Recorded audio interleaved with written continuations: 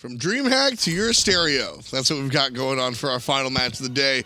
Welcome back, me. I'm welcoming myself, but also welcome back you guys. It's me and Tully on the cast, and we're going to bring you the rematch from our summer finals, It's Rival versus Dignitas. But earlier today, we had 3 different matches. Why don't we take a look at what went on, starting the day with Obey and Poppies. Obey dominating Poppies, the challenger team, formerly known as the challenger team. They went back into the SPL, defeating those former challenger teams. Energy versus Valence split, as well as Elevate against Burrito, surprisingly enough. Another former challenger team taking the better end of the SPL one. Yeah, a lot of what we saw today was just interesting support picks. We've seen some Hell, we've seen some Serqet, we've seen some Nox, just a lot of wonky stuff. When it comes down to Dignitas and Rival, what are you expecting here? I mean, we also saw Moose and Cobb from Lobster, so I wouldn't be surprised if some of these players experimented in scrims with either letting RDO go, potentially.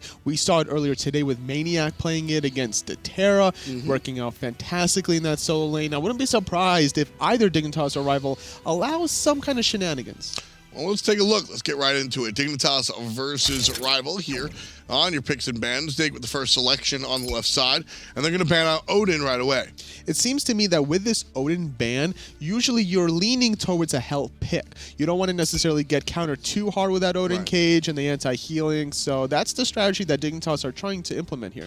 So with the RDO ban coming out from Rival, Dignitas do have one more themselves, and it'll be the Hell. So even though it might have been leaning towards there, they opt not to go Hell whatsoever. And with the RDO ban from Rival, it's truly a respect ban, because RDO can provide a little bit too much to the table right now with being able to be filled in that Guardian role and still be very aggressive and do a lot of player damage. It's exactly what Robin's kind of bill is as well. Be very tanky, though not in the Guardian role in the jungle, and then just allow him to dive towers forever and ever with that damage reduction.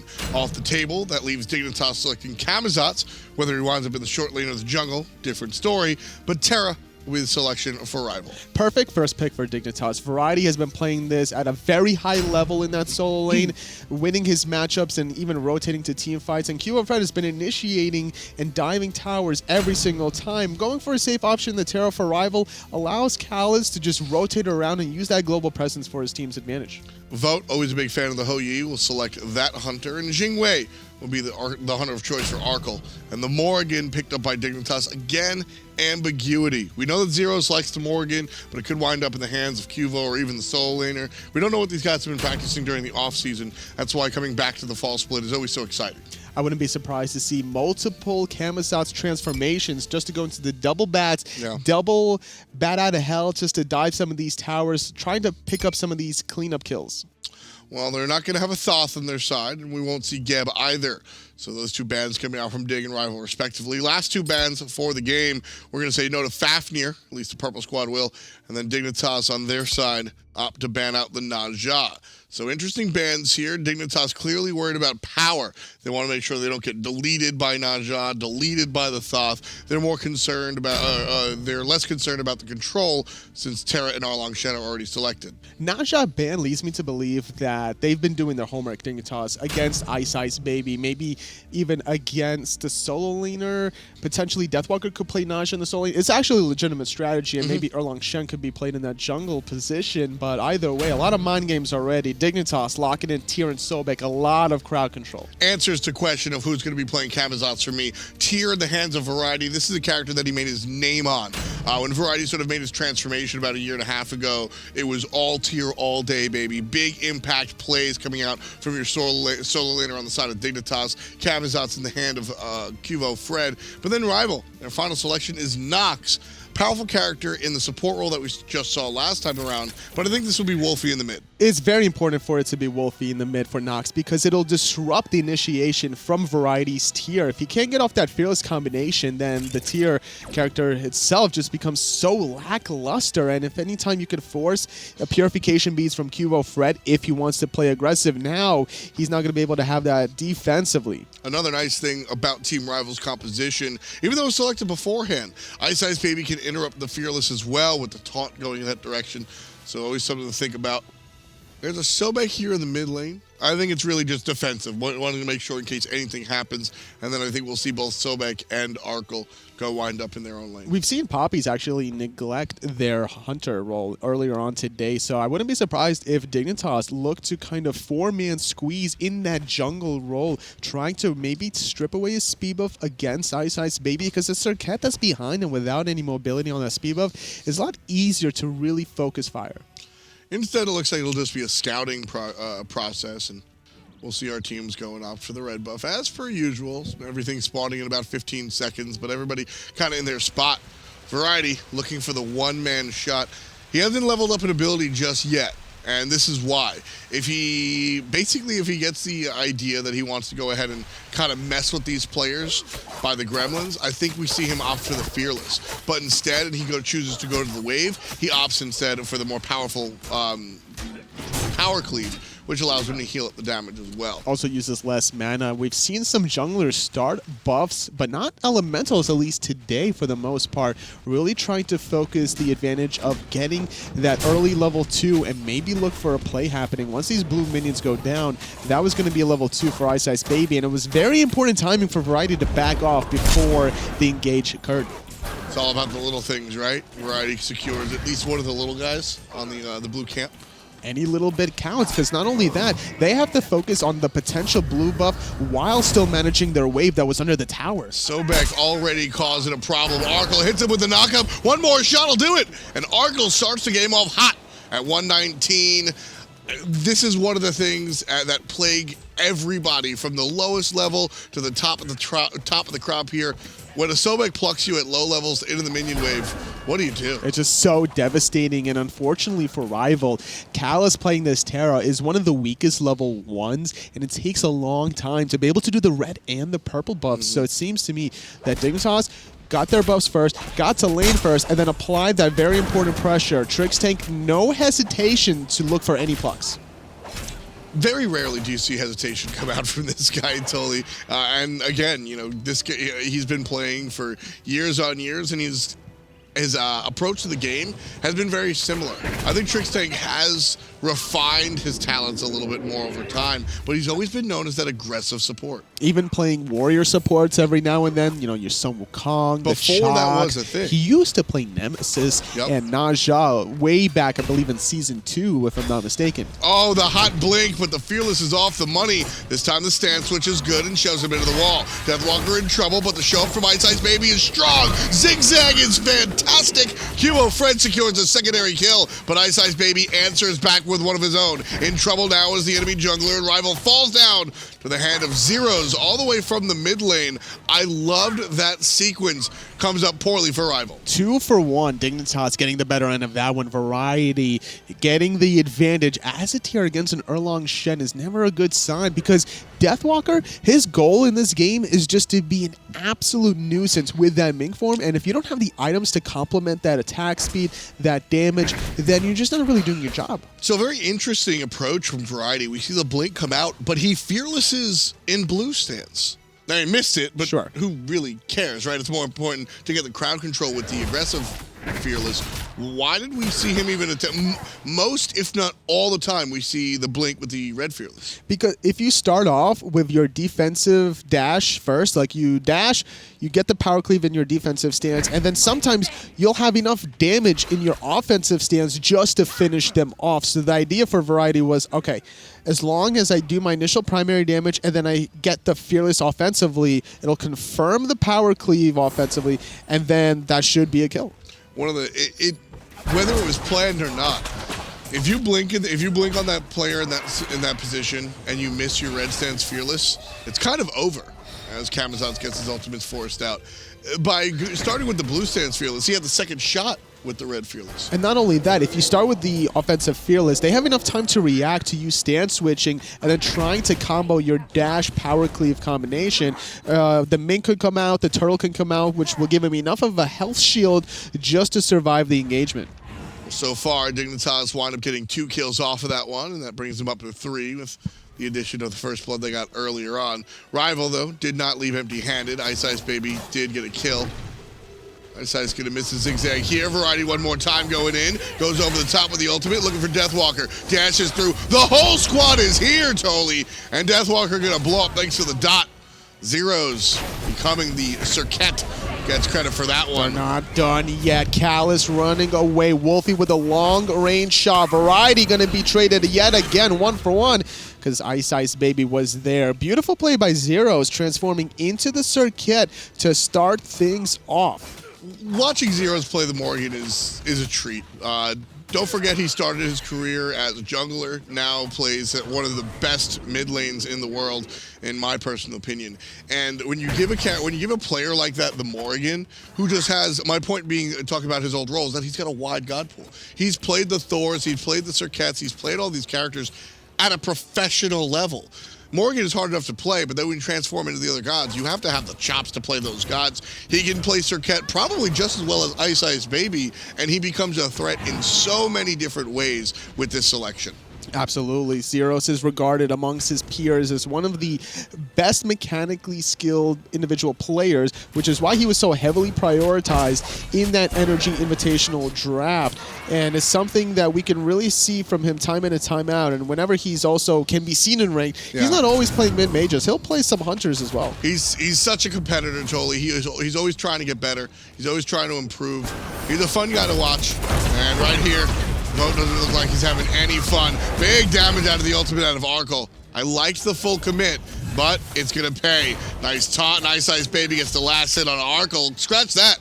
Vote does off the assist of the jungler. Too ambitious was Arkkyl. Trixtank ultimate was not available during that timing. He used it on the right side of the map when there was a heavy solo lane engage. Now Vote with a nice little advantage to be able to just farm up some gold. It seems that Arkkyl, because he went for the Devour's Gauntlets and not the... Oh, hold that thought. Oh.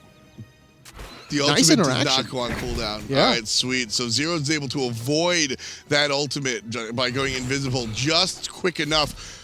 So iceicebaby can't nail that ult. Very important, because if Zyrhoes gets hit by that, I think he's dead to the dot. Absolutely. And before I was mentioning the difference of builds between Arkkyl and Vote. Vote finishing off the boots first. Arkkyl neglecting the boots to start things off, and then going for Devour's Gauntlets. So that's why he couldn't really cut the distance to be able to chase down Vote, and then once he overcommitted, he didn't have the mobility to get back into safety. I mentioned I liked the full commit. I think Arkkyl thought he had enough damage to kill with the ultimate. If he did and he trades out 1-for-1, that's fine for him. In fact, it's better for him because of Jingwei's passive. He gets back to lane, which is also why we see him forgo the boots here. Trouble for Iceice now. He's the one getting jumped on. QvoFred looking for a couple of basics, and Zyrhoes pops around the back end and puts number 5 on the board for Team Dignitas. Just not enough follow-up for iceicebaby. He wanted to find the kill so badly there, but nobody else could follow suit. Wlfy plucked up and knocked up as well. Kyle's gonna dash forward. QvoFred, ooh, gets a little aggressive. I don't think he should have dove there, but a nice answer. Beautiful ultimate, preventing the stun from Vote, which followed up with the Suns as well. So that ultimate's not available for Vote, allowing Arkkyl to maybe look to play aggressive here if he wanted to, really utilizing that lifesteal. Fearless out of Deathwalker here, level 8 and level 9, Variety and Deathwalker respectively. These guys seem to really be becoming one of the bigger spotlight players in the solo lane. But as a tier, you were saying? As a tier, it doesn't really matter if you're behind this half a level or even a full level. Once you get that second relic, all you need is that one perfect blink engagement that'll either force multiple beads or guarantee pull the opposition closer to your team to just get off a great team fight. Watching Variety shove a bunch of players into, I don't know, maybe a knock silence field thanks to Zyrhoes. That would be, that's kind of the dream, right? You push players into Trixtank's ultimate. There's so many applications for what Variety does, or rather what Tier does. Maybe what Variety does. These guys really begun to sort of embody the character. He's kind of made his own applications throughout his SPL career, honestly. To see him transform from Season 2 to now is just an absolute treat to see. And the way Deathwalker's actually transformed from Season 3. Team Rival were known as Cyclone GG back in the day, and despite having a very lackluster performance in that previous spring, summer, and fall split of Season 3, they still stuck together through the thick and thin, and they've now just did so much work in Season 4. That's sort of what I was alluding to over there, Tully, on the right side with those two solo laners was Variety sort of came into himself the beginning of, I would say, last year, maybe a couple of months before then, where he just all of a sudden transformed into this fantastic player that really might not have been given the chance or his proper due earlier on. And the same can be said for Deathwalker. Team Rival were just objectively not a great team, whether it was Cyclone. They worked together with the coach at the time, Hazer, who now coaches with Obey, and that brought them up to a level where they're looking strong. Deathwalker, I think, really led the charge for this team to embrace a new identity, both on the field and off the field. They're popular, fun guys that stream, and the fans love them. But also, Deathwalker's out there playing meta and non-meta picks and just destroying top-tier players. A lot can be contributed to the creativity of Deathwalker and the strategic planning between the coach of Rival, whether it was former Hazer or now Alpha Jackal. They've been putting in the work necessary for these 5 members from Rival to just find wins when no one truly believed in them. I think that's the key right there is the combination of Alpha Jackal coming through. Hazer did a lot of work to sort of elevate these guys, but in order to stay there and keep them there, Alpha Jackal lets these guys really flourish and keep their identity. And identity is what has allowed Rival to be so successful. This is the squad that in an elimination game at finals for Summer Split in DreamHack in front of a live audience went Ares solo and won the game and then won a second game. And that's really Rival in a ball. Not only the Ares, they've run Geb before multiple times. A lot of Trixtank. trouble. Oh my goodness. Trixtank from behind and Zyrhoes and Arkkyl right from the front. That's going to take out 2. Wlfy stays alive for the moment. And Zyrhoes gets another one. 5 kills in total for the mid lane mage out of Sweden. 8 for Team Dignitas. What an impressive showing already from Zyrhoes. Dignitas came prepared for that small skirmish, just caught unguarded. iceicebaby falling before his ultimate. Callus didn't have time to get off that Terra's blessing, and now Vote has no time to retreat under this tower. The Aegis is going to save him for the moment, and that's going to be Variety's job well done. All he had to do was zone, and that's exactly what he pulls off. Team Dignitas take down the 11.5-minute Gold Fury, pushing them forward by about 2,000 gold. What a performance from Dignitas, finding 3 quick picks. This game has been slow and steady before that 3-for-0 from Dignitas. It's been a 1-for-0 on the left, a 2-for-0 on the right. You know, these small little wins here, but now just booming off with this victory, allowing them to get this Gold Fury. Now with the Portal Demon spawning, it seems that Rival are trying to answer back. Yeah, but Trixtank smells it out one more time. He's going to show up, but he's by himself. Zyrhoes is available around the back as well. 20% of the Portal Demon. Here comes Lurking in the waters, and that's enough to send everybody packing, so Rival don't get the objective. That one ultimate could allow Rival to try to force the issue. It's a big ultimate, does a lot of damage, has a huge slowing minefield, as I like to call it, where you're controlling a lot of space. It makes it very easy to dive towers, so Dignitas needs to be a little worried without that ultimate. What I really like here about Team Dignitas is that they came in just ready to play. They've been talking about just continuing to be #1. Team Rival is the squad that made it to finals. Team Rival is one of the better teams. And Dignitas don't look like they've missed a step. They look like they took 2 days off after the summer finals, and this is just them continuing on. I mean, Zyrhoes is playing incredibly. All 5 of these Dignitas members are just so naturally talented, with the exception of Arkkyl's overextension on the left-hand side, trying to kill off Vote. He is also doing a wonderful job mechanically. Finding the first kill on some Vote was so important for him. Now finishing off this Executioner, and his DPS is just going to skyrocket from here. Already jumping into the critical strike category is Arkkyl. But you want to talk about transformations, man. We were talking about Variety and Deathwalker earlier on. When Dignitas was made in the spring split, Deathwalker might come around now. When this team was created in the spring split, it was 4 qualified SPL superstars in Arkkyl, who had played very well, but on some lower-end teams. I would say by the middle of the summer split, Arkkyl had gone beyond proving himself, and I think Arkkyl is just one of the best hunters available, one of the best players in the league, and it just makes you realize just how much foresight Team Dignitas has. Oh, nice disruption. Trixtank couldn't get the pluck off. Now his ultimate is going to be used, trying to escape, but it's Callus that gets picked off by Arkkyl. Just too deep went the support, and now it looks to be even more powerful. Two-man fearless, QvoFred picks him up, corralled by Variety, and put down by the rest of the squadron. Vote's going to jump towards the back end. Deathwalker's here while Arkkyl is caught in a bad spot. But the Aegis saves him for the moment, and all of that aggression leaves a team rival hurting. 2 players down for the Fearless again. The blink. Fearless. Deathwalker nowhere to go. Wlfy's left alone in a 1v4. Should be able to hold the tower for a little bit longer. And the way that it started off was just so well for iceicebaby to start things off, because he stopped the dash from Trixtank with that Serqet poison from that second ability. And that's not an easy thing to do, to predict the Sobek dash. You can't do that reactionary. You have to just know when the Sobek's going to do it. And that's I'm glad you brought that point up, because iceicebaby comes out with that fantastic play on the other team. Rival is not slouching at all here. Rival is playing a very good game. If you watch this back and really play it at half speed, you're going to be able to analyze everything that Rival's doing.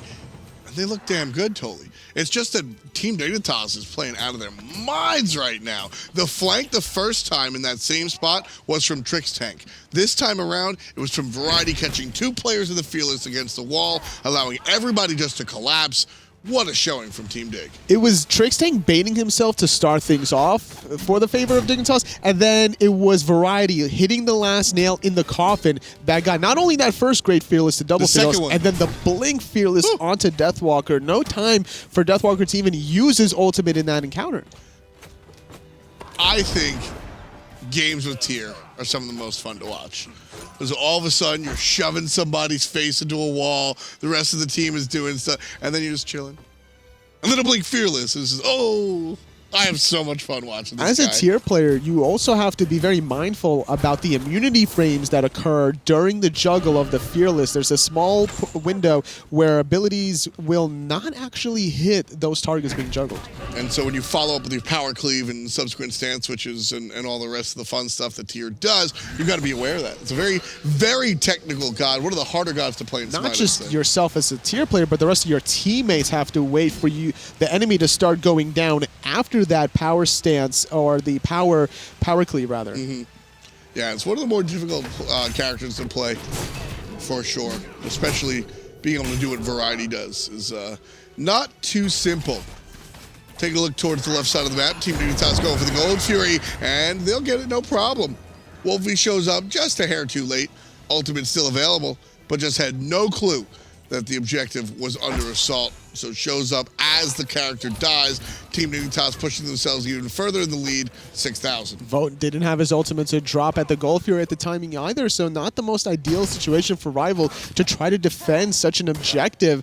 Dignitas not letting go of the pressure. They've just been all over the place here. Portal Demons as well, so they're controlling all aspects of the map, making it very difficult for Rival to really get back into this one. Yeah, Rival does this almost all the time with their ward vision. They cut off sort of a straight line between the tier 1 towers with specifically sentry wards, so that they know what part of the jungle they can control.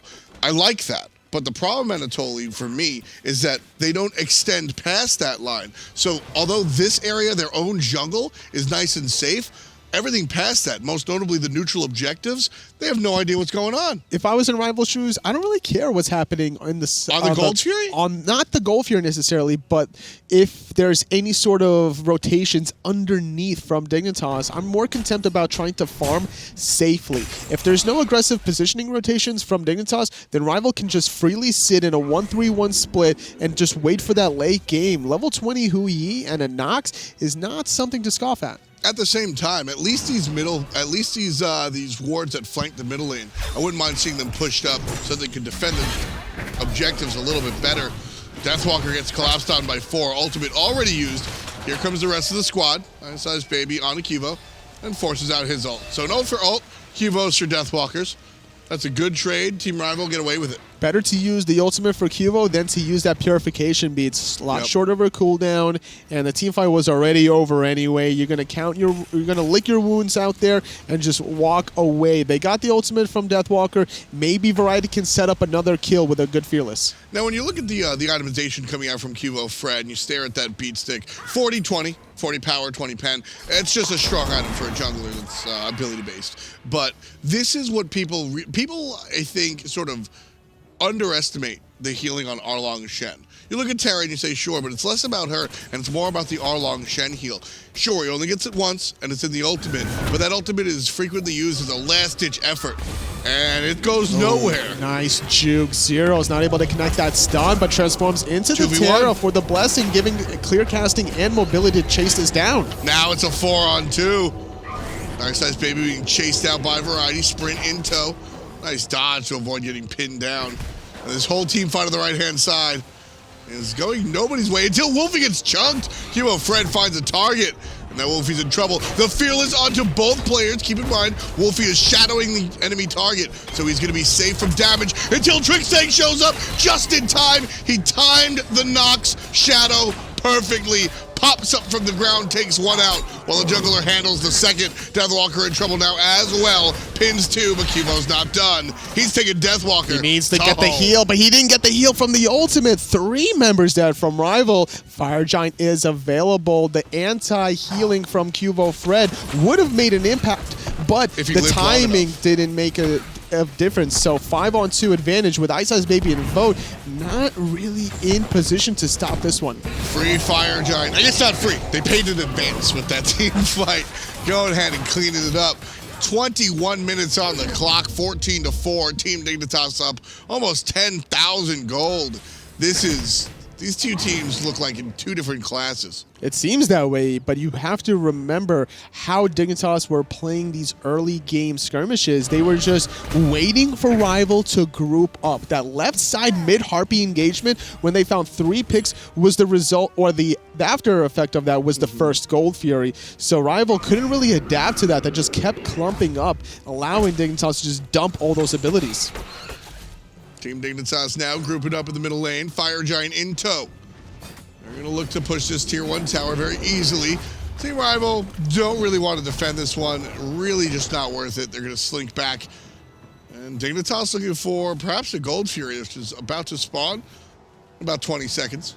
Enough time to get maybe a tier 1 tower on the left, get the purple buff for Trixtank, get some more of that protection shred in these team fights. Vote needs to be careful though, but he wants to drop a ward. However, Dignitas are so far in the lead that they have expendable gold to drop these sentries between the red and the purple buff, between the speed and the blue, not allowing Rival to get vision on their own jungle. And this is it's just furthering the shutdown of Team Rival.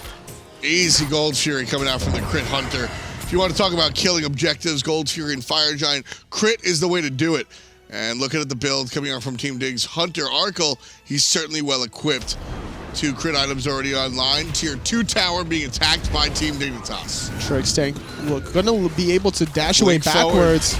Blink forward. Arkkyl immediately activates that Aegis. That's going to look good, totally. A crit from iceicebaby, but crits go the other direction as Deathwalker dives the Hunter to no avail. Iceice falls down again to the ultimate out of Trixtank. And Wlfy needs to get out of danger, but he can't. Qvo takes him out. 3 dead yet again from Rival. Both dropping the suns on himself, trying to juke out this dash from Trixtank. He's still lining it up. He's going to force out the beads, but here comes the Lawbringer. Oh, the Fearless not going to find it.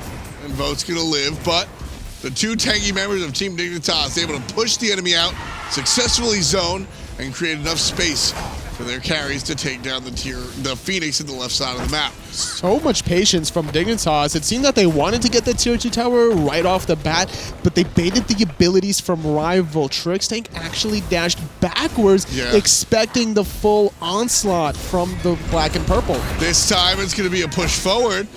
And Vote's grabbed and he quickly jumps away. Mid-Phoenix now, down for the count. Tier 2 tower on the right side, totally one of the last towers to exist. And this one's going to crumble, and it will just be about the right Phoenix after These are very quick Phoenixes. It's only 24 minutes into the game, and already 2 Phoenixes are down. Season 4 has seen a little bit of longer gameplay in the previous splits, but this couple of games today, at least, some of them have been relatively quick. You know, we saw that 17-minute surrender. I think it was from Poppies. But this team and this performance, I would not expect this kind of an early domination from Dignitas, at least against Rival. That's what I'm saying. This game is over. 20,000 gold in the lead. This game is done, right? We're just waiting for the actual topple of the king, and then we'll move on to game number 2. But for my money, totally, Team Dignitas started. I don't think Team Dignitas was reachable at around the 15, 16, 17-minute mark. After second goal Fury, the game was getting a little bit too out of control for Rival. And then that one team fight around the solo lane between that blue and speed buff, giving the Fire Giant after that 3-for-0. Rival was just very easily able to close out this game. And at the same time, I don't fault Rival for not folding. In fact, I like this. I like that they're not. This is not a game that they should lose so handedly. And it's the first game of the year, first game of the split, rather. This is the game that you want to stick out. You want to see if you can come back. Because, I mean, when you're full build, 10,000 more gold for Team Rival, and anybody wins the team fight, anybody wins the game. Sticking it out, I respect this call, but I think Team Dignitas clearly are in the driver's seat, already taking off towards game 2. They're just sticking together much better than Rival are. Yeah. Every single rotation in the jungle side, they're grouped up together. You see how nobody's really straggling around. Nobody's, you know, dilly-dallying around. They're wanting to get these objectives and confirmed. And something that Rival has been doing, or rather lack of doing, is being able to pick off some Dignitas members with the mobility that Callus can provide with that Terra's Blessing. It's that refined play that I think has made Team Dignitas not only just the one of the stronger teams in the world, oh my goodness, but the team to beat. I think this is the first time in recent memory that throughout the entire course of the year, there was a different team other than Energy that was the squad to beat. Did you see those Chris from Arkkyl onto the Portal Demon? Yeah, 9-1-1. That's what Rival are trying to call right now after this kind of performance. Trying to get back into the mindset is what they need to do for game number 2. It's different in Europe, actually. Oh, is it? It's like 8-1-1 or something. Maybe just 9. I don't know. You know, I read a story the other day about a helper dog, a service dog that dialed 9 for the emergency service. No. Yeah, that's pretty sweet. Right now, that's absolutely what Team Rival could use, a helper dog, because Deathwalker is just getting pushed, and he's getting dogged down himself. Big heal from the ultimate. Oh my goodness. But is it enough? Served up a second time. Pushed Fearless. in. We just saw that one. This time it puts him in a tombstone. QvoFred gets the credit for it. Trixtank in trouble, and he's going to get jumped on by the jungler. Staying alive for the moment. But he's helped out again by Variety. This man's tier out of control. Quvo dove beyond that Phoenix, finding 2 members, and yet again, these Fearlesses from Variety are just next level, showing us all why this god is still a great soul lane god. Arkkyl trying to pad those stats, finally picking off Vote, a deicide for Dignitas, and that's game number 1. Exactly the way I think Dignitas expected it to go. However, I think a lot of fans thought this would be closer, myself included. How did Dignitas win this so handedly? It was just them not getting picked off in the jungle, whereas Rival did a great, Dignitas did a great job of picking off Rival that were just too clumped up for all these AoE abilities. Trixtank baiting himself out. Once Variety made these rotations, those Fearlesses, man, they hurt. Yeah, that's the key of the game for me, is the Fearlesses, his ability just to go ahead, and whoever's causing trouble could cause trouble, or he just doesn't just gets pushed into the wall, football style, and Variety created so many openings for his whole team. QvoFred most notably winding up with the most kills on the squad. The Sobek play from Trixtank as well, just baiting himself out. The control from Trixtank on the Sobek and the control from Variety on the tier really complemented what Dignitas wanted to do, which is why they last picked it in that first game. They really showed how well these picks worked out for them. Zyrhoes playing that Morrigan could play almost anything he wanted, right? He started things off by going Serqet and finding some picks onto Deathwalker, and then later on he just constantly went on the Terra just to pop that Terra's Blessing, get that clear casting going on, mobility, and the control between the root and the stun. That's what's wonderful about not just the Morrigan pick, but Zyrhoes as well. I was talking about how he's played a multitude of positions. He has the mindset also of a coach. Don't forget, he was coaching as well. And so this idea of helping the team, his mind thinks about Smite in so many different ways. And I think that's what allows this team to be so successful as well as the other things. We started watching the squad in the beginning of this year just be better than everybody else, just raw talent-wise.